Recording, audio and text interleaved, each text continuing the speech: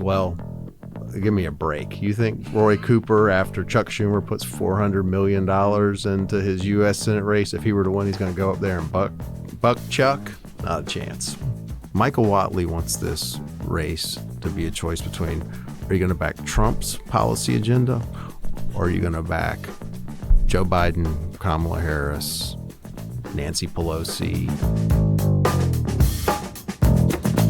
All right, welcome on into another edition of Tying Together with Tim Boyum. I am Tim Boyum here with producer John McHugh, as always. Quite the show this week, and quite a week we've had, right? Yeah, very pretty busy week on a bunch of different levels, and nice little inside baseball kind of behind the scenes show for you today. Yeah, so last week, Roy Cooper officially entered the U.S. Senate race, something we've been waiting on months to figure out what was going to happen. Michael Whatley, the Republican National Committee chairman, former NCGOP chairman, he entered the race all last week. Not a quiet summer, John. No, we don't get those. We don't get those anymore. What do you make of these guys entering the race?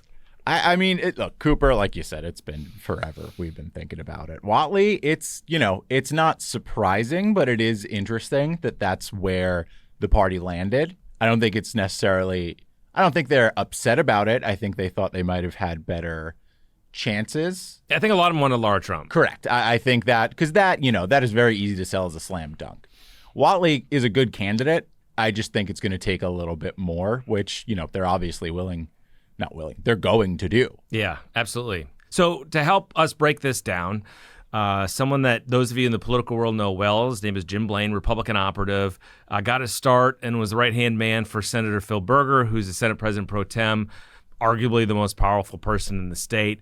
Behind the scenes, he has been a power broker for a long time, part of the differentiators right now with his own firm.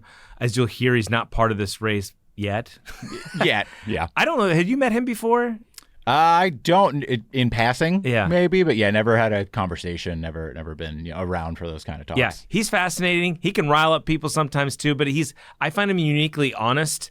He's obviously skewed towards his side and what he believes, but pretty great conversation. Yeah, I mean, tells it like he sees it, which, is super admirable and makes for a really, really good conversation. Yeah, gold for us, as always. So here is the one and only Jim Blaine.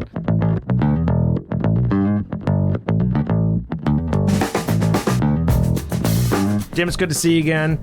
Are you gonna? I should ask you just on the record. Are you gonna play a role in this race at all? I don't know. As of now, no. But if they spend $500 to $1 billion and I don't manage to at least get a token internship somewhere, I'm gonna be really disappointed. It's gonna be like the Hunger Games for people trying to get in on this. Well, Hunger Games. I mean, it's like it's like a dragon on top of a pile of gold. There should be enough to keep everybody happy. Is that what you think too? About $500 million to a bill? I don't know. I think. North Carolina historically has had really expensive Senate races. Going back to Hunt Helms, that was the most expensive Senate race in American history, inflation adjusted, for 30 years until 2014 when Hagan and Tillis topped it. And then Tillis and Cunningham set the record. And now I think one of the Georgia runoff races, maybe from 2020, is the most. I was looking $400 million range. Yeah, this is in the high $400 million, I think, is the current. And bear in mind, there's so much dark money now that's really anything you see out there publicly is probably low. And there's just not a lot of other competitive Senate races this year. There are not a lot of other competitive U.S. House races because the country's so polarized and most districts are either solidly Republican or solidly Democratic. So there's a lot of money out there, and there are very few places for it to go. And if the Democrats are going to have any chance of taking back the U.S. Senate, arguably even if they lose this seat, it's really hard for them to take back the U.S. Senate. But there's no path without a win here. So this is going to be ground zero. Not a lot of places to spend your money, a whole lot of money to spend. I'm betting on a new U.S. Senate spending record in this race, Tim. How much? I mean, $1 billion. That's I'm not quite even sure wrap your head around, right? I can't even think how you would spend cumulatively $1 billion. I'm sure there's a way, and given enough time, I'd be willing to try to figure it out. Try and figure out, how to spend at least half of that. But I mean, that is just insane amount of money. I mean, Think about how much we can take down the national debt if we stop spending so much money on campaigns. Well, I mean, I'll tell you what, if that much money is spent, y'all need to be asking for raises because y'all are going to be the beneficiaries of it. Well, I don't think it'll trickle down quite that way, probably. Tim's got a new Mercedes. Thank you, whoever the new senator is. Let's start this with Tillis. What did you think about his decision and sort of how this evolved? Because he hired staff, including Trump people, earlier this year and was raising a ton of money. First, let me be clear. Like I like Thom Tillis a lot, and I worked really hard over the years with Senator Berger and Republican legislative politicians to take the majority for the first time, and Thom Tillis was an instrumental part of that. And then he was really, I think, an underappreciated driver in the efficiency of plowing the Republican agenda through during the 4 years he was there. I've always, Senator Berger is probably much more philosophical than Speaker Tillis was, but Speaker Tillis was an operations guy and just chop, chop, chop. He's like, okay, well, this is where we're going and let's go. And this is how we're going to get there. And so I think he's probably, his influence on the shift in North Carolina politics from his time in the legislature is probably underappreciated. I think his time in the U.S. Senate has been a little more challenging, but politics at the federal level has been a lot more challenging. And he has just gotten into a situation, and it's a thankless job, where all the Democrats hated him because he was a Republican. Most people in the middle get tired of folks. And I think, you just can't keep people in the middle happy once you've got a extensive record. And, some of his votes had upset the furthest right portions of the Republican Party base. And I think he would have had, I think he had a pathway to win. We do a lot of polling. Most of it's not publicly released. He was going to have some challenges. And I mean, also, he's been doing this for a long time. Understand, like, you really want to go through what we just talked about, a $500 billion race, when most of the money is going to be spent beyond the control of the candidates in all likelihood through outside spending and dark money. And the man's had a heck of a career, and I can't really fault him for just kind of walking away at this point in time. But I also think there's an argument that Republicans are better off with a clean slate. Republican Party today is the party of Trump. Love it, hate it. Different people in the party feel different ways about it.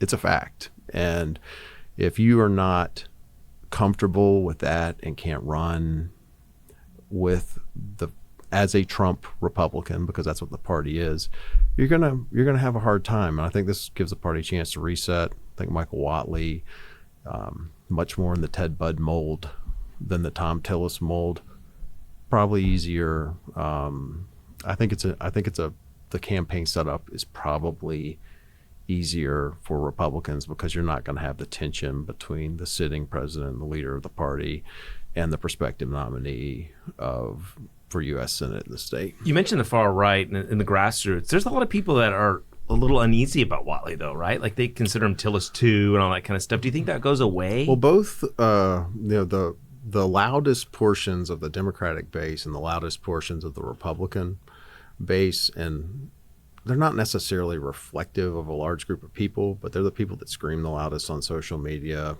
They're attention hounds. The part of their shtick and part of their brand is nobody is good.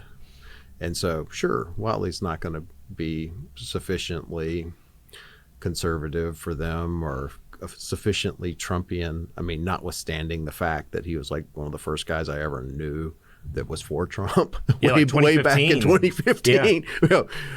You can't trust Trump. They're going to be telling Trump you can't trust him. I mean, give me a break. I mean, it's laughable. I think he literally might have been the first person. Oh, yeah. At least organizationally that was with him. And I mean, we can talk about Whatley in a second, but the point is, arguably, I think both Tillis and his legacy are probably better off for not having run this race.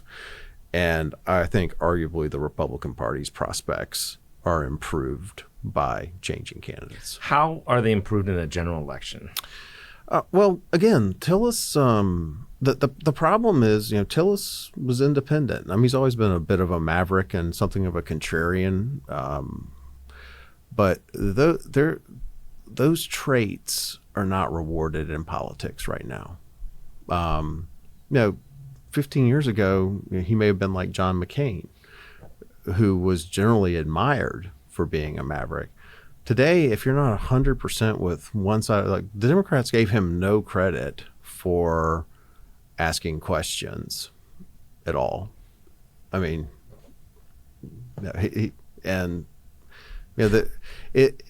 increasingly at the federal level in particular, it's different for an executive branch office, but for a legislative office at the federal level, it's really like a parliamentary election. In Europe, it's, which team are you on? Like, you're not an independent person. And this is going to be a problem, I think, for Roy Cooper, is when you're electing a governor, you're electing a person who is going to be in charge of the executive branch of the state. And that individual is going to be making decisions. When you're electing a member of a legislative body, especially in the U.S. Senate or the U.S. House, you're electing a member of a team. And the expectation generally, because politics has become so polarized, is that you will be a loyal team member. And, I think that's what people are looking for these days. And again, I think for Whatley, with the base, there's going to be a lot more comfort about that. He's clearly Trump. I don't think there's any base enthusiasm problem for Whatley. But I think for Cooper, a lot of his brand has been, I'm not quite Chuck Schumer or AOC or Nancy Pelosi. Well, give me a break. You think Roy Cooper, after Chuck Schumer puts $400 million into his U.S. Senate race, if he were to win, he's going to go up there and buck Chuck? Not a chance. He's going to do whatever he's told to. He's going to be a freshman. First term senator. He's going to be sitting on the back bench, and they're going to say, we need your vote. And he's going to go, yes, sir. The Whatley part, what's interesting is I think a lot of people thought Tillis would be a better candidate because he can win more of the middle that people expect. So do you believe that Whatley can do that, or do you think he'll get a better turnout among the base that will make up for that potentially? So a couple of points on that, Tim. Midterm elections are not really usually about persuading people in the middle. They're lower turnout than presidential election. More passive voters or less interested voters don't participate in midterm elections. Turnout in North Carolina presidential election these days like 75%. Turnout in a midterm is going to be, it was very high compared to historically, but it's going to be in the probably low 50s. So you've got this whole group of people that feels an obligation to go vote in a presidential election and maybe has some affinity for one candidate or the other candidate running for president. And then down ballot, first of all, there's drop off in presidential year. Some people just go vote for president, say that's my civic duty, go home. Others, then of these more passive voters, these are really the ones that are persuadable. They may say, I saw a good TV ad, or I like that guy, or I saw something really bad about this guy on the internet.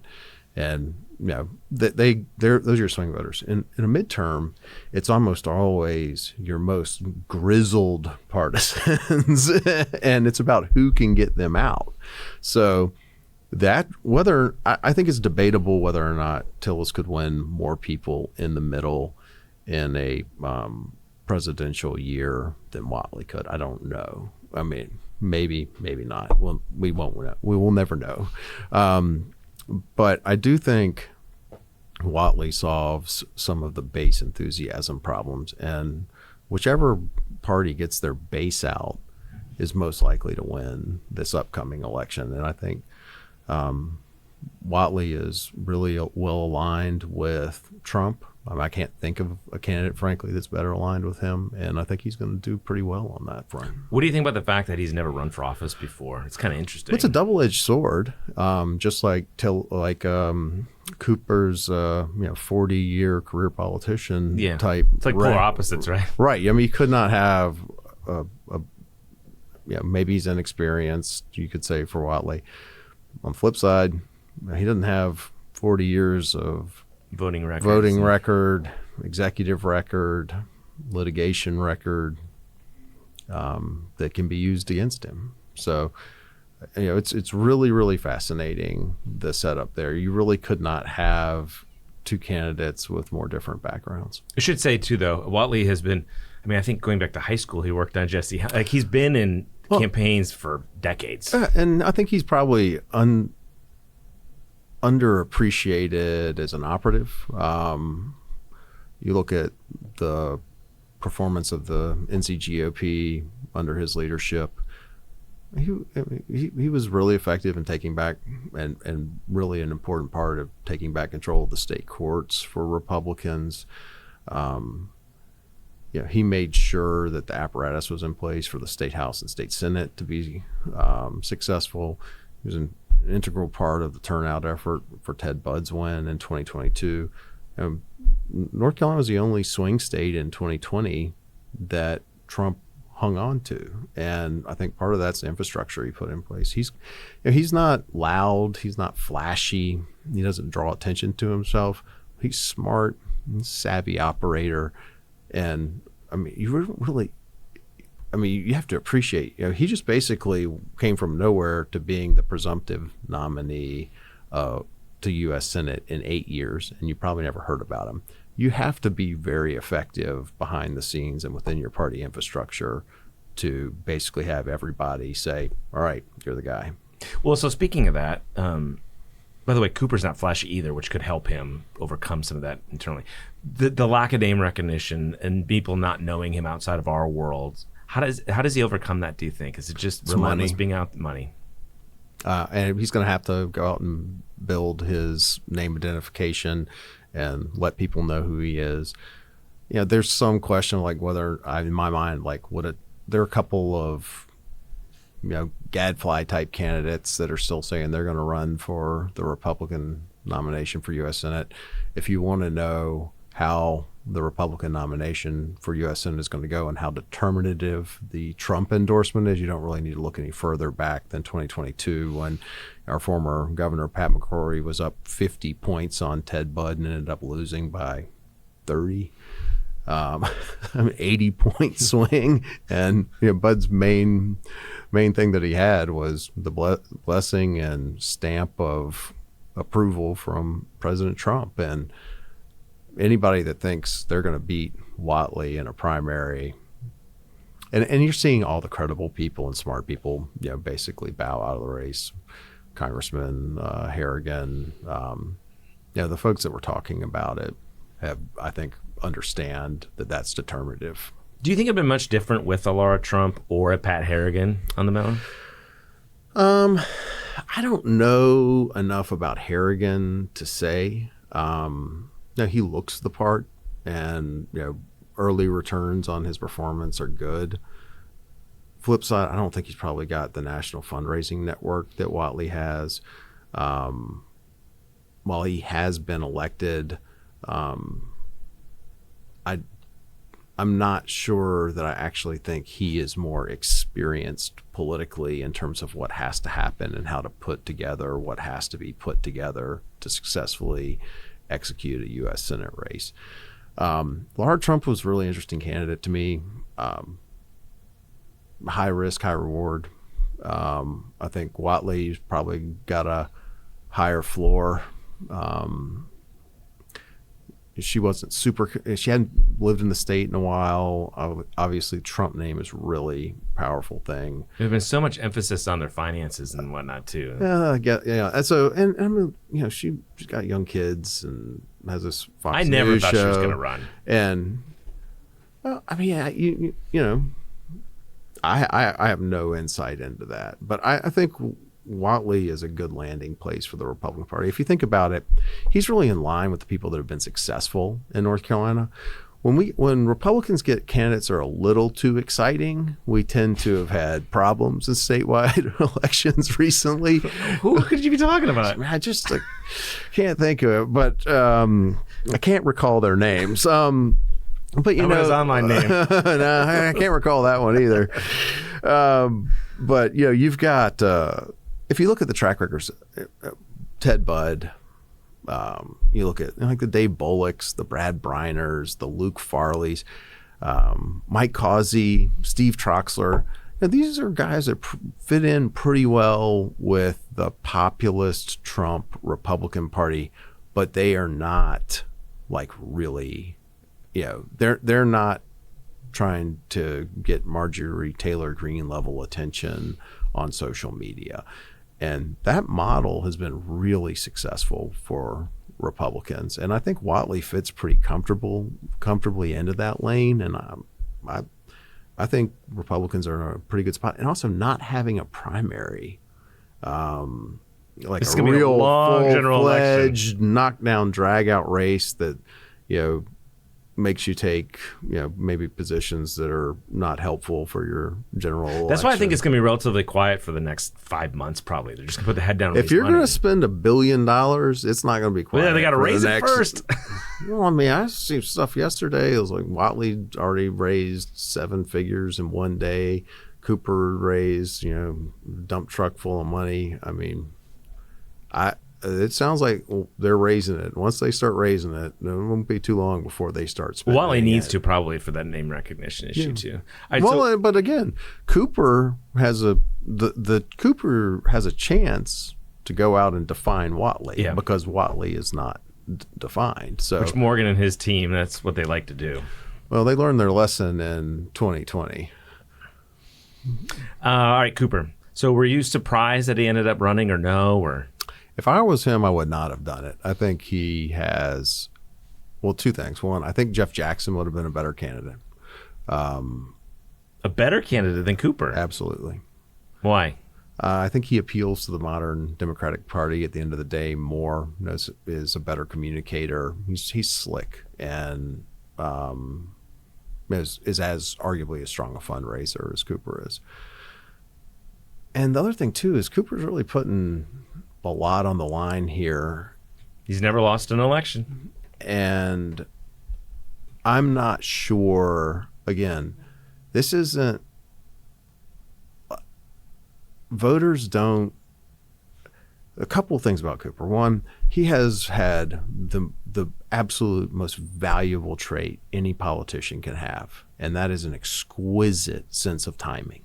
And in politics, if you're, you know, trying to run for office, you'll take timing over planning every day of the week.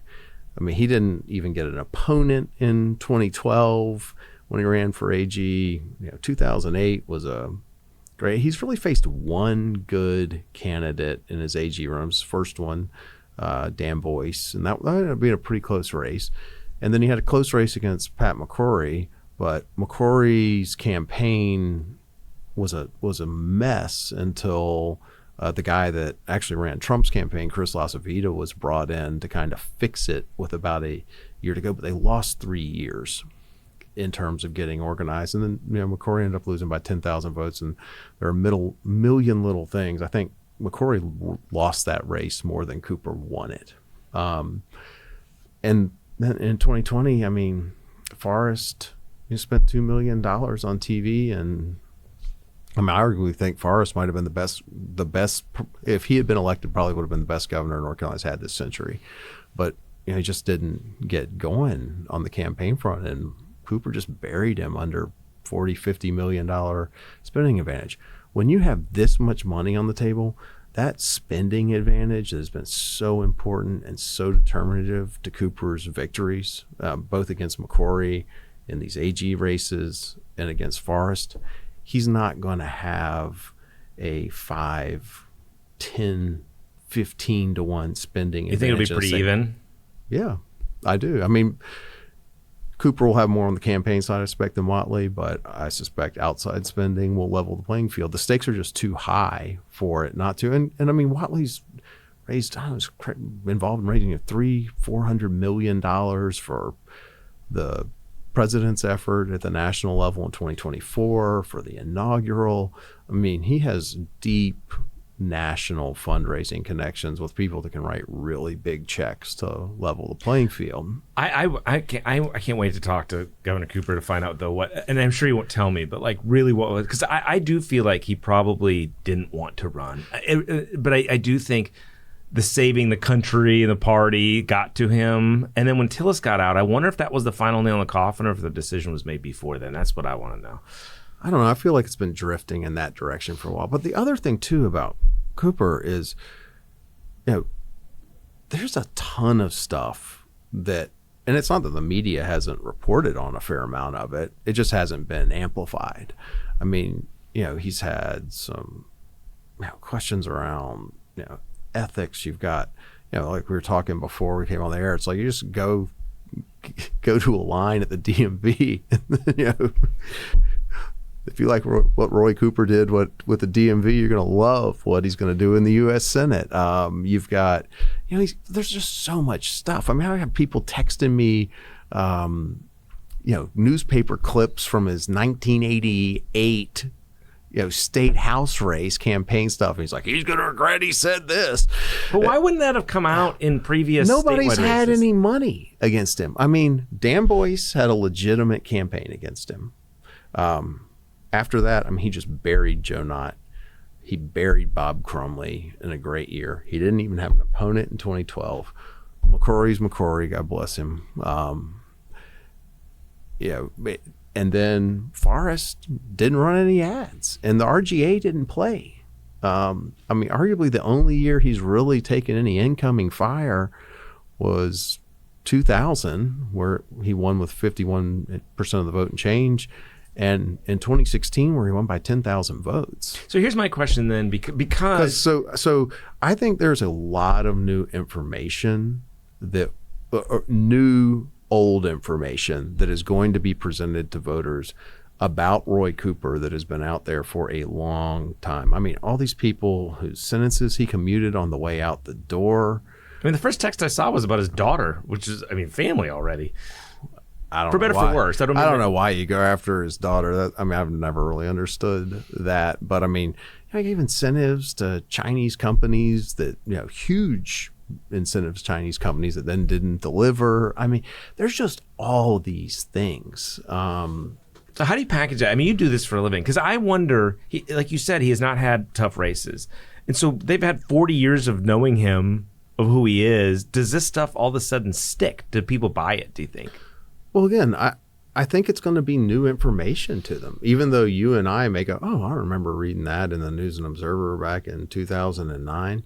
Man, think about all the people that didn't even live in the state then that are voters today. Yeah. I mean, there's going to be a raft of what appears to be new information that is introduced to the electorate about Cooper that he's never really had to confront before. And, he's always had, no offense, but, pretty complacent fawning media coverage here in state. I mean, it's, oh, Roy, we love him. We love him. I never said I love Roy I'm Cooper. not saying you, but I mean, that I would describe that as the general tone of the media coverage. And the national press will definitely be different. I mean, they just are compared to any local they're media. wild animals, right? It's all clickbait these days. So the crazier story you can get out there, the better. And they'll find some, I'm sure. But again, the other challenge he has is Cooper wants this race to be a decision between Roy Cooper and Michael Whatley. Michael Whatley wants this race to be a choice between, are you going to back Trump's policy agenda, or are you going to back Joe Biden, Kamala Harris, Nancy Pelosi, Chuck Schumer, Bernie Sanders, Elizabeth Warren, Ilhan Omar? Are you going to back their agenda nationally? And in a race for an executive office, it's much easier to make the race about the person that is going to be making the decisions. There's not a universe in which Whatley or Cooper is fully in control of making their own decisions once they get to Washington. They're going to be on a team, and they're going to be expected to back that team. And I think, as we've seen in legislative races, as the state and the country have gotten more ideologically, polarized and aligned, it's going to be really hard for Cooper to draw a distinction with the national. He said so many things too. Like, people send me these clips, like stuff he said about Joe Biden and Harris. Yeah, you got a clip. Something he said about Bill Clinton. I mean, he introduced Kamala Harris at the convention. Yeah, and I mean, it's just like he is going to be a national Democrat, I think, at the end of the day. And the question is, this is midterm election 2026. It's going to be a tougher cycle for Republicans. It usually is for the party in power. But North Carolina hasn't elected a Democratic senator since 2008, when Obama won the state. Which was the first time since 1976. Correct. So, say what you will, North Carolina's going to be competitive. It's going to be close. But I think at the end of the day, the state, especially at the federal level, tends to be maybe not red, but, at least a kind of light pink my four girls like to wear around. So let me and ask occasionally put their father in. Are there pictures of this? I don't know if I want to ask about that. You and Aaron maybe can talk offline. So we do this every cycle where we talk about all these issues. The Medicaid expansion is going to come up. Hurricane recovery is going to come up, whether it's 2016, 2018, or 2024. Yeah, 2024. I'm trying to keep my ears straight. And all these side issues. But at the end of the day, it's going to be nationalized, right? And it's going to be a referendum on the Trump agenda one way or the other. I think and the economy. That's my expectation. And I think those two things go hand in hand, right? Yeah. If the economy is going well, that represents the Trump agenda. If it's going poorly, that's going to represent the Trump agenda. So a lot of it will be driven by people's perception of the economy, which will then always is that way no matter what. Which will then reflect their perception of the effectiveness of the Trump agenda. But the other thing too is, social and cultural issues have really started to swing against Democrats because my perspective on it is just their utter lack of common sense as it relates to like girls and boys and girls locker rooms and boys playing girls sports, and, which are already hitting Cooper on, by the way, online. Right. And, there's a bunch of those issues have really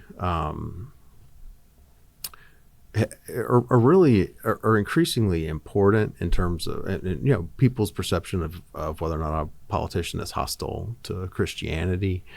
All these things are things that Cooper has a record on that makes him look much more like an Elizabeth Warren or a Nancy Pelosi or a Joe Biden, but he's never really been called on it. And there's so much money, as we've talked about here. He's going to get called on all these things. And so I just don't think old Roy, the guy that, people are sending me his campaign ads from 1988, and he's talking about how we're going to lock everybody up and, we're going to do, welfare reform. I mean, it reads like a Newt Gingrich newspaper ad. So many people have all these ads. The other thing, there are a lot of people who have been recently hired, I'm sure, to find them all. So sure, they're all going to get surfaced. But I mean, that guy, the guy that voted with Republicans to, throw the then longest serving speaker of the state house, Liston Ramsey, out of office, that is not who Roy Cooper is today. That's who he was 40 years ago. And I think there's maybe some lingering thought that maybe that's who he is. I think by the time these conservative outside groups, it's going to be, like you said, it's going to be a referendum on the Trump agenda. And I think at the end of the day, it'll be close, but I kind of like, if we can if Republicans can get it to a referendum on the Trump agenda, I think the Republican wins. Well, so let's end with that. So we were just talking about the day we're taping this. I think it was one of the first polls that came out. I've seen two kind of floating around on the internet this morning. Basically, the one I saw, and I haven't had a chance to really dig into them, so I don't know if they're crap. But just broadly, Cooper's up 6 in the one that I saw. There was one I saw. Politico was. There was one. There was one I saw. I can't even remember. And again, I have not. There's a lot of crappy polls out there these days. As somebody in the polling business, you get what you pay for. I'll just say that. But I saw one where he was maybe up. Cooper was up 3, and the other where he was up 6. And there were some polls out earlier this year, and numbers that I saw where Cooper was up 10, and that's kind of where I would have expected him to be versus a total unknown like Michael Whatley. And the fact that he's below 50% in all these surveys already, and that Whatley's within 10 points when Cooper has universal name awareness. I mean, he's got 100%, and everybody knows who Roy Cooper is, and nobody knows who Michael Whatley is. I think that is already an indication that this race is nationalizing, and what it really is do you want a Republican supporter of the Trump agenda in the U.S. Senate, or do you want a Democratic supporter of the Schumer, Pelosi, AOC agenda in the U.S. Senate? He didn't mention Trump in that video. He's trying to focus on economic issues. That's probably what Democrats want to do. I guess the question is whether it works. It's the smart play. It's what he should be doing. But man, it is going to... With all the money, it may not matter. It's going to be hard for him to make it about economics. And remember, he's also in a weird position of trying to take credit for a set of economic policies that's in place in North Carolina that he generally opposed the enactment of. And there's an inconsistency in that argument too that over time can be exposed. So at the end of the day, this race is probably within 3 points on Election Day, November 2026, right? Where'd you get your PhD? Look. The School of Jim Blaine. all you got to do is average the races where there was, Bud won easily, and it was 3%, I think. That's a big win is 3% in North Carolina. Cooper got a quote big win over Farce. He got 51.3%, I think. Well, the Stein-Robinson is an Set outlier. that aside. No. But every other statewide race in North Carolina last year was within 3%. So it'll get there. Well, maybe Troxler won by a little more than that. But even Troxler's margins, and that's the thing is you've seen these margins as North Carolina's gotten bigger and bigger and bigger, and more people have moved in. These guys that used to win by 10 or 15 are now winning by 6 or 7. And I think it's just an indication of how tight the state is. But Tim, the other thing that's really important to think about is there's been a huge change in voter registration in North Carolina over the past decade. And I think it's underappreciated. Everybody knows unaffiliateds are now way up here. They're the largest registration group in the state. But what people don't realize is that since 2014, in the last decade, Republican registration has basically stayed somewhere around 30%. Democratic Party registration has fallen from about 44, 45% at that point in time down to 30%. And by the 2026 election, Democrats, who as recently as 20 years ago had over half of all registrants in the state, will probably be the smallest registration group in the state. And people say, well, the unaffiliateds are getting more liberal. That's true. But look, as a Republican operative, I'd take my chances with a registered unaffiliated voter being able to persuade them to vote for a Republican these days over a registered Democrat any day of the week. And so while there is some truth to the argument that maybe the unaffiliated groups are less Republican friendly than they used to be, it's still the registration trends in the state are not particularly friendly to Democratic elected officials. And the question is at some point in time probably catches up to most of them. Probably next year, maybe even this year. Could, yeah. Let's talk Berger for 1 second. You were his chief of staff. You were his right-hand man. He's got this primary now. It's getting a lot of attention. I'm assuming you're involved in it somehow. What do you think? What do you make of all this? And are we making a bigger deal out of it or no? Well, it's fun to talk about, I think, for a lot of people. Phil Berger is transformative, is the transformative political figure in this state for this century. We talked a little bit about Tillis's role. Tim Moore has had a role. Pat McCrory played some small role. Speaker Hall is now. But the consistent theme in terms of North Carolina Republican politics through this century was Phil Berger getting elected minority leader, I think in 2004, 2005, and building out a really serious political apparatus that ultimately could overcome the Democrats' political apparatus at the state Senate and legislative level, and then has been able to generally sustain that model through some relatively tough elections when we've had Democrats elected statewide and state offices, the highest offices, over and over and over again. And at the same time, he's driven just the most conservative policy agenda you could find probably in an American state in that time period, totally rebuilt the state's economic model. Everybody hears about the tax rates. When Phil got elected president of the state Senate, personal income tax rate in the state, the highest one was 8%.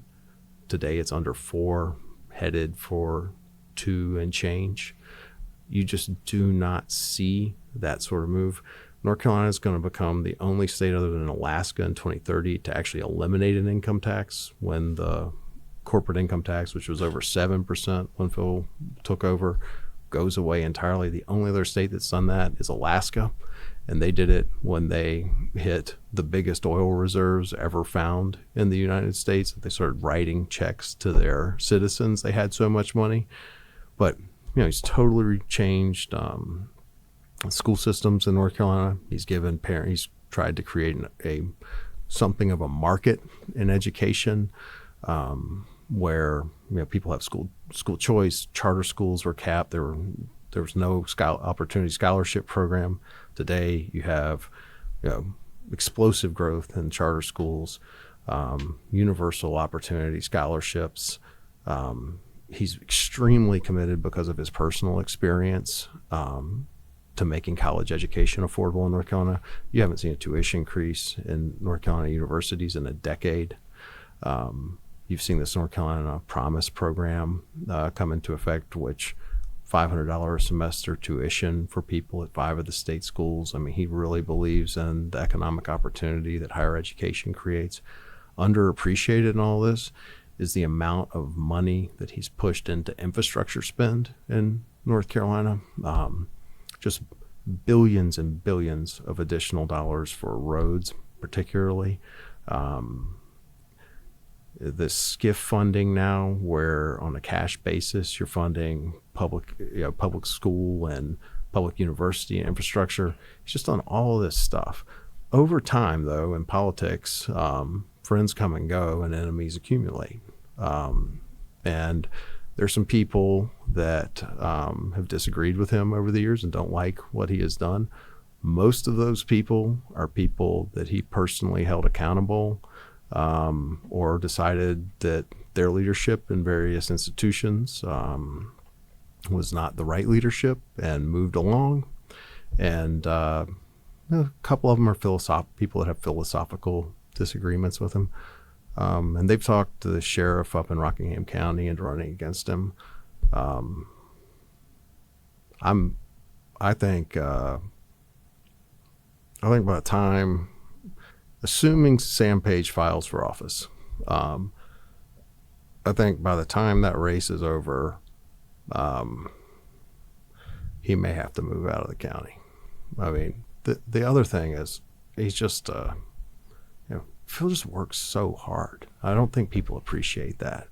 When I saw his campaign finance report, there's like $2 million.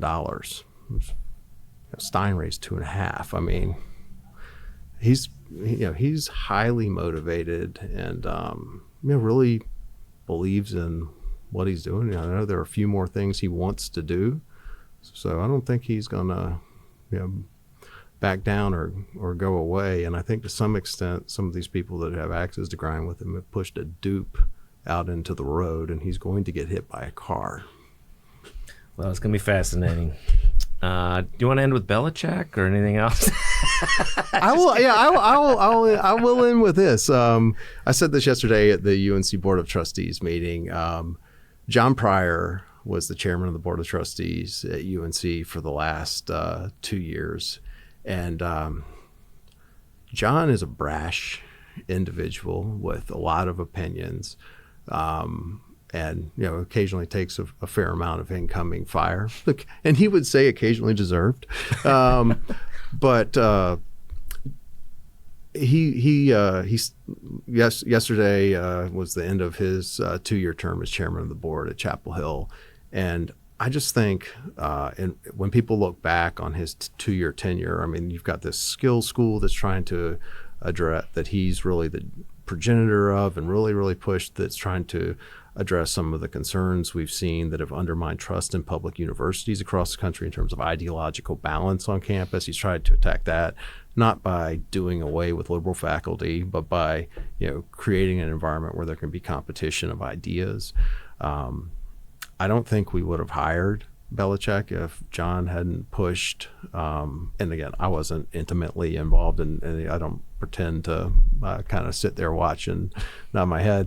But I don't think Chapel Hill would have thought outside the box to hire someone like Belichick. And again, it's a big risk, but it's exciting. I've never seen this much excitement around football at Chapel Hill. And then again, I think John's lasting legacy is going to be the hiring of Lee Roberts, who I think just has this amazing vision for what UNC can be for the next 100 years, and how we can't rest on our laurels and be complacent, how we have to change what we're doing to be relevant for another 200 years.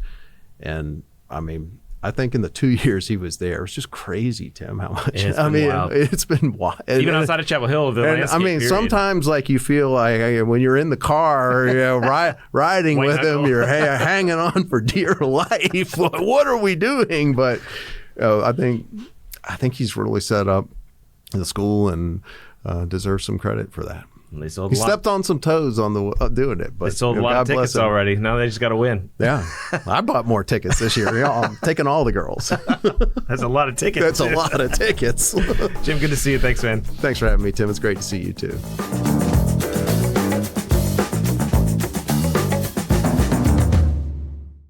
If you want to keep up with what's happening in North Carolina politics and hear more conversations with people shaping our state and beyond, check out the Tying It Together YouTube channel in the description. Hit subscribe and let Spectrum News be your resource for balanced, in-depth political coverage, elections, and issues that matter to you.